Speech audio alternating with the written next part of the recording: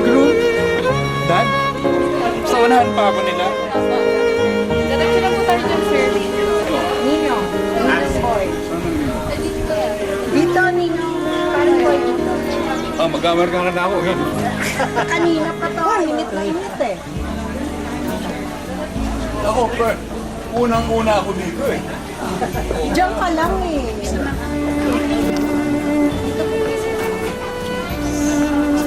Sundan ba namin yung pinit? Sundan ba namin? Dito na. Dito wala mga ninong. Sir, yes po. Yes. Yan, sabay.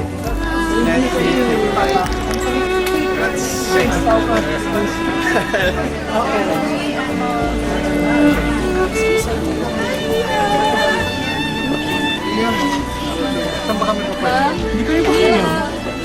Ay, dito. Parents?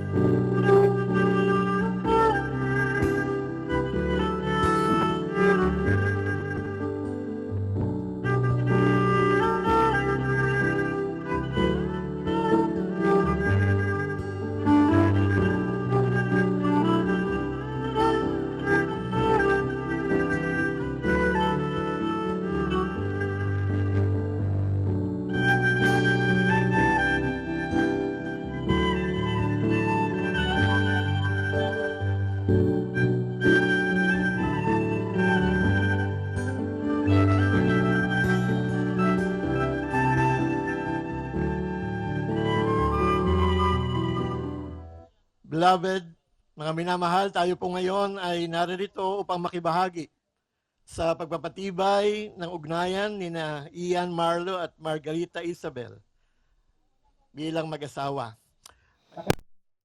Ay makasal. Opo, Pastor.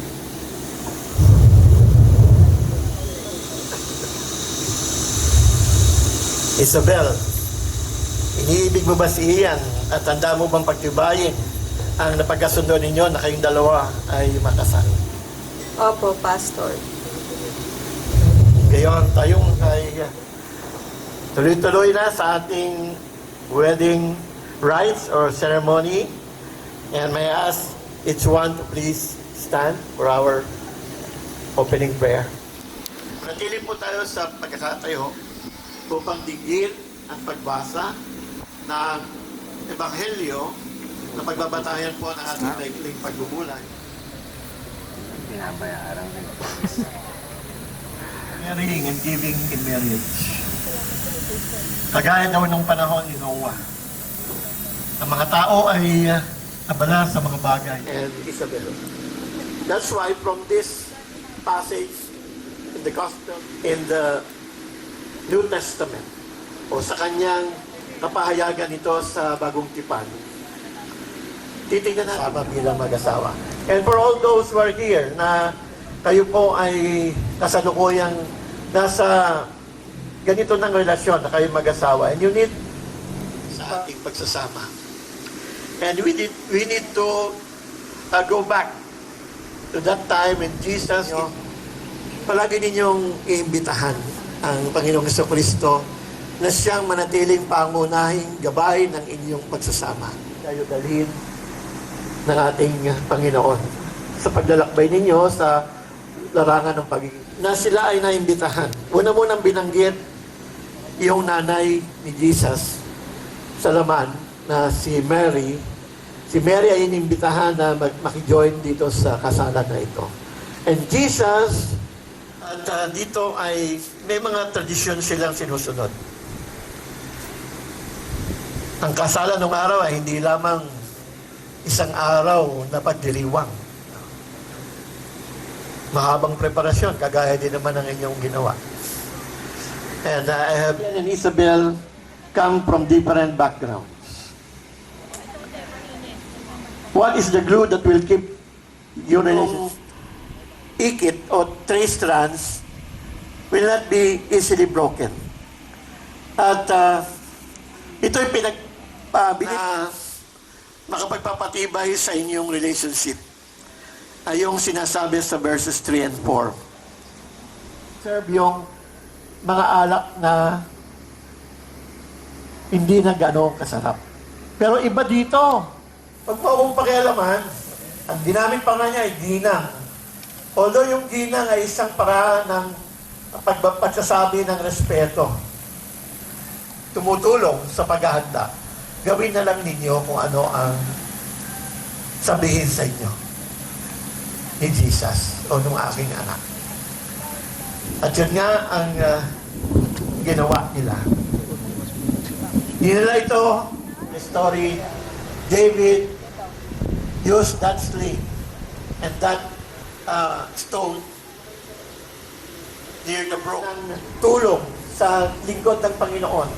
Kaya sa pamamagitan ng kaunti lamang na hindi yung sa iyong makapangyari. No? May nasa atin yung mga pagkaplano, mga kapatid. Ang sabi sa Biblia, sa Proverbs, Araw na ito, habang ako ay nabubuhay, ipinapangako ko sa iyo, sa harap ng Diyos at sa presensya ng nariritong sumasaksi, na ako'y laging makakasama mo sa hirap at ginhawa, sa kalusugan at karamdaman, sa tagumpay at kabiguan. Ang lahat ng ito'y magagawa ko lamang sa tulong ng Diyos ng pag-ibig. Iyan, higit kitang iibigin, pakamamahalin simula sa araw na ito, habang ako'y nabubuhay. Ipinapangako ko sa iyo, sa harap ng Diyos, at sa presensya ng nariritong mga sumasaksi, na ako'y laging makakasama mo sa hirap at ginhawa, sa kalusugan at karamdaman, sa tagumpay at kabiguan. Ang lahat na ito'y magagawa ko lamang sa tulong ng Diyos ng pag-ibig. ang simbolo, pangunahing simbolo ng pag-iisang dibdib o pagkataling puso ng isang magkatipan, lalo na sa pagharap nila sa matrimonyo ng kasal. Ito ay ang singsing o wedding ring. Usually, ito ay gawa sa lantay na hiyas, whether silver or gold. At tila baga ang singsing ay walang hugpungan, walang simula, at wala ring katapusan. Just like what the Lord wants the relationship of Ian and Isabel to be. Na ang inyong pagsasama ay magpatuloy hanggang sa inyong mga pinangako sa isa't isa. At ang mga singsing na ito ay siyang palagi magpapaalala sa inyo ng inyong ugnayan. Kaya wag pag-alis ng bahay, wag ilalagay sa palasingsingang bulsa para isipin na, uy, pwede pa ako. Available pa ako. O kaya naman, wag dadalhin sa Cebuana Lawiller. Ito ay napaka-precious. At ito ay dapat ninyong pahalagahan. Iyan, isuot mo ito sa daliri kung saan yan na isukat. At pangako mo sa kanya ang mga ito.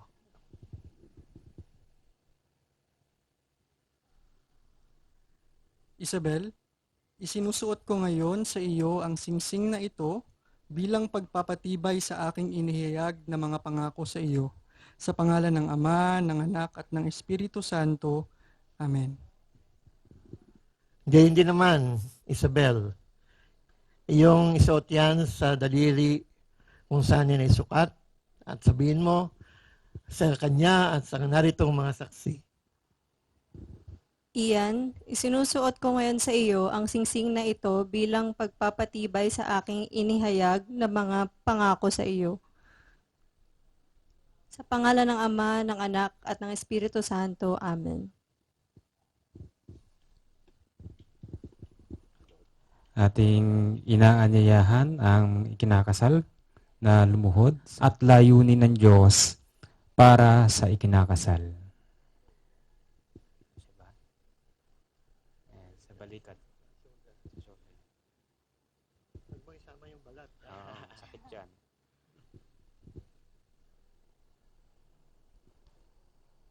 Ayan. Ang tali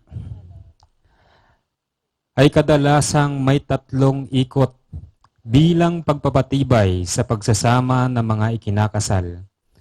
Ito rin ay isinusuot sa ulo ng 2 magsing irog upang kumatawan sa kanilang pag-iisang puso at pag-iisip.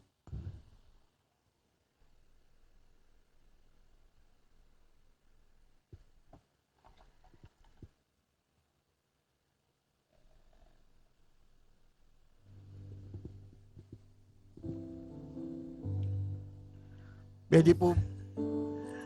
Ay gusto ko pong i-remind sa inyo, not only this is the 21st century, but also the wedding ceremony ay isang banal na gawain o ritual na pinagtitibay ng banal na kasulatan. Kaya nga sabi, iwan ng babae, ng lalaki ang kanyang ama at ina at magiging isa sila ng kanyang mapapangasawang babae. Maaaring ito yung mga coins lang, pero saan ba nagsimula ang malalaking halagang maaari nating pagyamanin sa buhay natin? Mula sa pinakasimpleng 1 centavo na hindi na iniintindi, hindi na pinupulot ng mga tao. Kasi mukhang plastic na lang yung pera na yon. Pero kung walang 1 centavo, wala ring 1 peso. Kung walang 1 peso, walang 100 pesos. Hindi makakaabot ng 100 and so on and so forth. Kaya, these are just merely symbols of God's unending and unlimited blessings that you will receive. I know both of you are working, no? Pero magkasundo kayo. Usually, in the past, ang mga babae ang siyang nagiging hawak ng kinikita ng isang pamilya, ng isang mag-asawa. Pero ngayon, since both of you are working, it is upon yourselves kung paano ninyo i-handle ang inyong mga resources, ang mga pinagkatiwala sa inyo ng Diyos. Iyan sa iyo ko iabot ito. At yun namang ibigay sa Kanya. Tanggapin mo, ilagay mo rin ang iyong kamay. At yung isa sa ibabaw, isa sa ilalim, isa sa ibabaw. Ayan. So here we see how this couple will continue to trust the provider, our God who is limitless sa kanyang pagbibigay ng biyaya. At gusto kong ipanalangin na sana'y patuloy na dumaloy sa inyo ang pagpapalat biyaya ng Diyos. Narito po kami at aming inilalapit sa iyo ang pagkakataong ito na ang mga simbolo ng kayamanan ay nasa mga palad at kamay ng mga ikinakasal. Patuloy nawa, O Diyos, na maranasan nila ang kasaganaan at kasapatan, samantalang sinusunod nila ang iyong banal na kalooban at pinaghahari kanila sa kanilang mga puso. Salamat po sapagkat ito ang pangako mo na kung sasaligsigin nila ang iyong kalooban at paghaharian mo sila, idadagdag mo sa kanila ang lahat ng bagay. Huwag nawa nilang makalimutan ang pagpapasalamat sa iyo na sa pamagitan ng kanilang mga tinatangkilik, pwede nilang mapagyaman ang kanilang pananalig at pananampalataya at bahagi ng pagsamba at pagluwalhati sa iyo ay ang pagkakaloob ng mga bahagi ng yamang ito. Kaya naman, bigyan mo ng kagalakan ng kanilang mga puso at patuloy mo, O Diyos, na igawad sa kanila ang katagumpayan. Sa pangalan ng Ama, ng Anak, at ng Espiritu Santo. Amen. Thank you.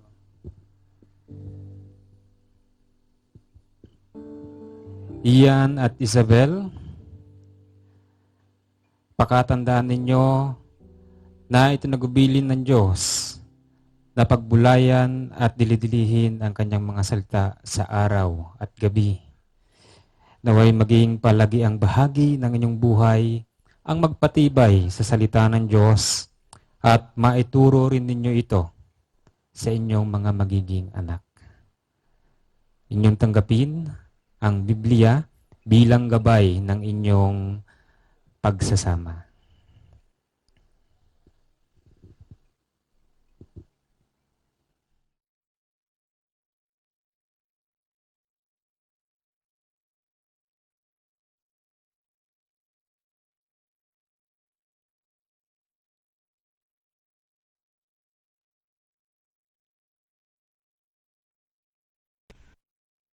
Pagiging dalaga pa. Yan. 4 copies. Sa kabila.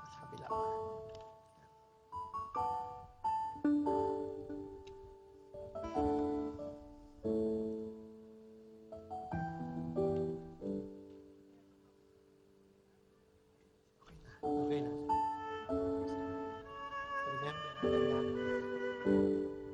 nasa ibabaw.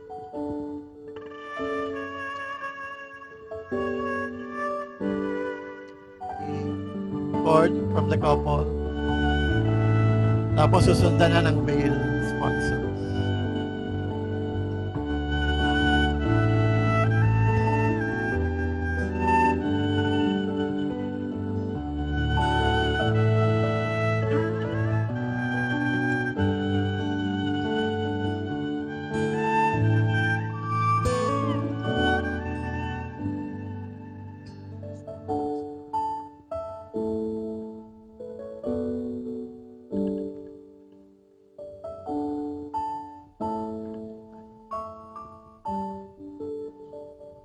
Tama ng ganito, ganung bagay. So ito'y isang kapahayagan kung bakit tinatawagan ng mga magulang para po sila ang magsindi ng mga candles na kumakatawan sa mga kinakasal. Ang kandila ni Ian at ang kandila naman na kumakatawan kay Isabel. Sisindihan ninyo ang kandilang ito separately and then iaabot ninyo sa inyong mga anak. Bilang pagsasabi na ngayon, pinapasa ko sa iyo ang pagiging isang lumagay na sa estado ng bilang mag-asawa at para mapasimulan ninyo ang isang buhay na kayo na ang gaganap sa mga natutunan ninyo sa amin, mga naobserbahan ninyo sa amin. So may call on the Sintos couple.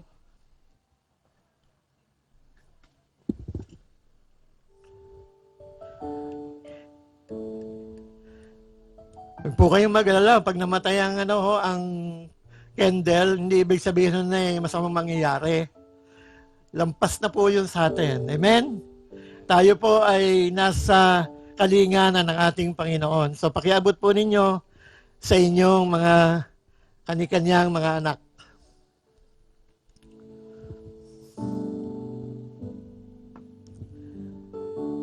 Pwede kayong tumayo. Ito ay kumakatawan sa inyong mga buhay. May mga pagkakataong isa sa inyo ay manghihina at nangangailangan ng tulong. Halimbawa, nagkaroon ng last lang. Layo nyo sa damit. Baka maging tayo. Yan, sige. Maaaring maging aandap-andap ang liwanag ng inyong kandila, pero nandiyan naman si Ian para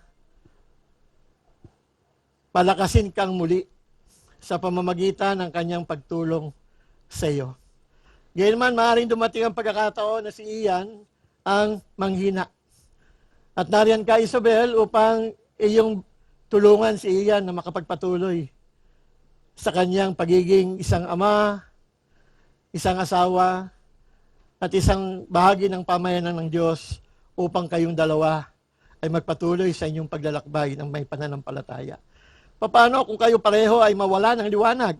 Saan kayo lalapit? Narito ang kandila ng Panginoon. Wala kayong gagawin kundi ang magtiwala sa Kanya. Kagaya ng mensahe natin kanina sa inyong kasal, na sa pamamagitan ninyong dalawa, paglapit ninyo sa Panginoon ay maasahan nyo na nariyan siya upang bigyan kayo ng liwanag at patatagin ng inyong buhay. Kaya salamat sa Panginoon. Okay. Pwede na ninyong i-off yung kandila sa puso na tayo magkasama-sama. Ang mga inaanak ninyo, dadating ang araw na noong araw merong panghanlikan naalala nyo, pagkatapos ng kasal, pupunta yung mga kinasal sa mga bahay ng mga ninong at ninang. So part po ng early tradition, pero ay buti ng Diyos sa mga panahong ito na ipagpapatuloy pa natin ang ugnayan. Lalo na meron ng nyo po na sila po ay mga anak na ninyo. Kayo yung mga magulang na nila. At ang akin pong paalala, kami ni Pastor, gusto namin paalala sa inyo, kapag lumapit po sa inyo ang inyong mga inaanak na may taglay ng mga problema, maging objective po kayo. Narito rin ang mga magulang ng kinasal na ito upang patuloy na magulang sa kanilang buhay. Kung paano sila sa paglipas ng mga araw at panahon, sila nagiging mabubuting katiwala ng lahat ng mga ito. And I pray also for the ilang imamanifest at ipapayag, ipapa-experience sa kanilang mga inaanak na ito. At wag naman sana maging bahagi lamang ng istatistika. Ang banal na pagpapala na nagkakaloob sa kanila ng biyaya upang may sakatuparan ng may malinis at determinadong damdamin ang pangako at tipan na kanilang ginawa sa isa't isa. Magkasama mo nawa silang gabayan at ingatan sa landas ng katwiran at kapayapaan na may pagmamahal at paglilingkod sa iyo. Na mayroong isang puso at isip sa lahat ng araw ng kanilang buhay. Naway pagyamanin mo ng kasaganaan ng kanilang pagsasama sa pangalan ni Jesus, naming Panginoon. Amen. Ian, Isabel, pagyamanin ninyo ang masayang sandaling ito at inyo itong itago na may banal na pagpapala na ang sino mang pinag-isa ng Diyos ay di dapat paghiwalayin ng sinuman sa atin. Sa karapatang ginawad sa akin bilang ministro ng United Church of Christ in the Philippines at ng pamahalaan, ay aking ipinahayag na sina Ian at Isabel ay ganap ng mag-asawa sa harap ng Diyos at sa ilalim ng umiiral na mga batas ng Republika ng Pilipinas. Sila ngayon ay kikilalanin at tatawaging Ginoo at Ginang Ian at Isabel Sintos. Mga minamahal na kapatid at kaibigan, aking ngayong inahaharap sa inyo sina Ian at Isabel bilang mag-asawa. Ang inyong presensya at pakikibahagi sa banal at masayang pagdiriwang na ito ay magdadagdag ng kabuluhan at kasiglahan sa kanilang buhay. Naway magpatuloy kayo sa pagmamalasakit at panalangin sa kanila magkasamang paglago sa Panginoon. Mga kapatid, mga kaibigan, batiin natin sila ng masigabong palakpakan.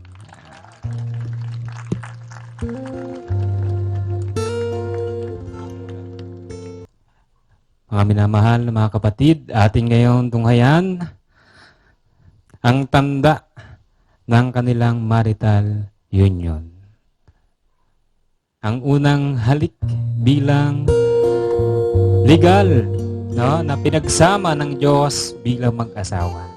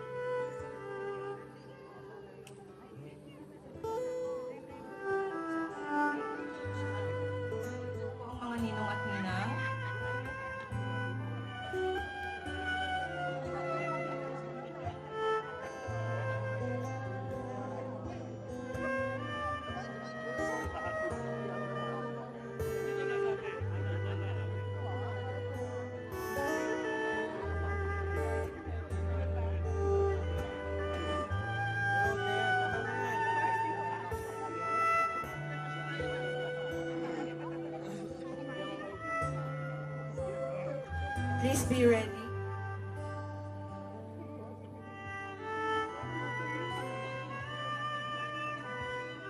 Please be ready, all male and female entourage. Secondary sponsors, bridesmaids, and groomsmen, proceed na kayo sa side.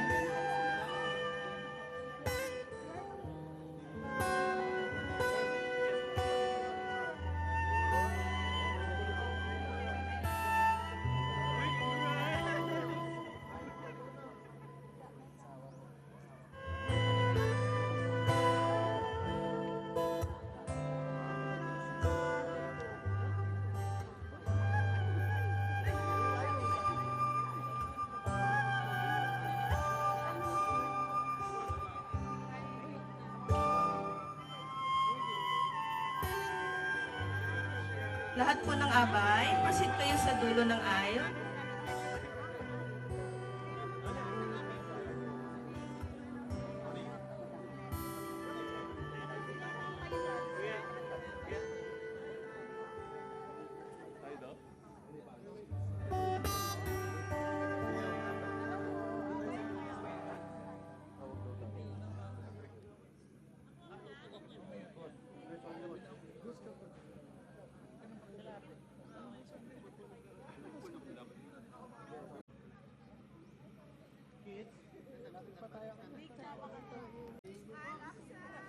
Thank you so much po. Next po, lahat po ng kaibigan ni Bride. Thank you so much. Sa lahat po ng guests, pwede na po mag-proceed sa likod para po salubungin ng bagong kasal.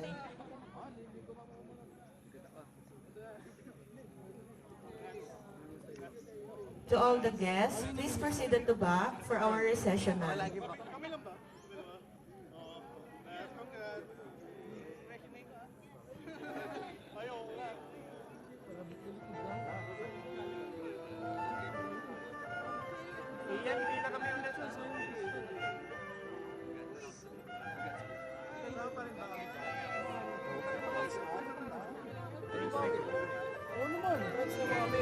Yata, ano mo? Ayan.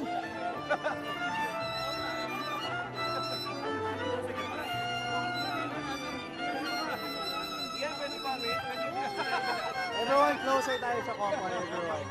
Yung iba sa baba.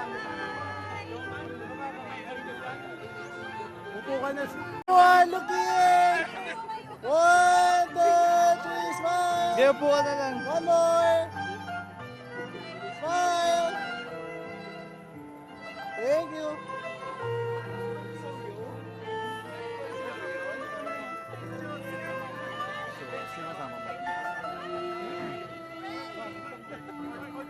Ayan to, no? Last year.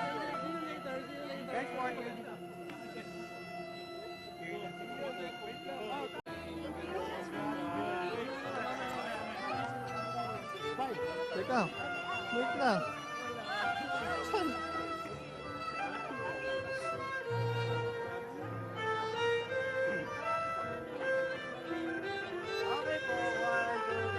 Gusto mo lang? Sige, go! Sige pa!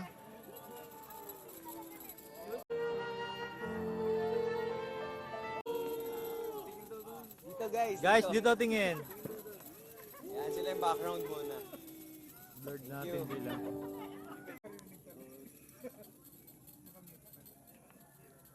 Go! Alright, thank you. Bubbles lang kinuha na.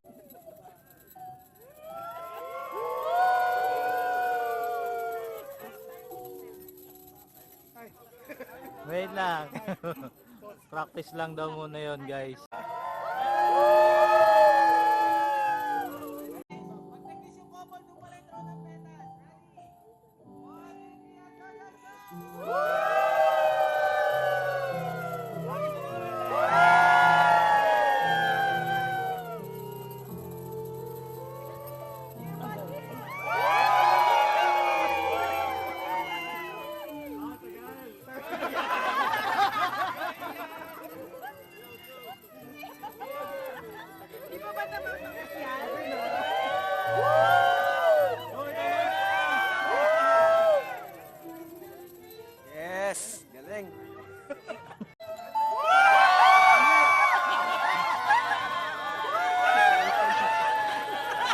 Ikaw nang bumuhat sa akin, Lay. Guide mo sila, Lay. Yan!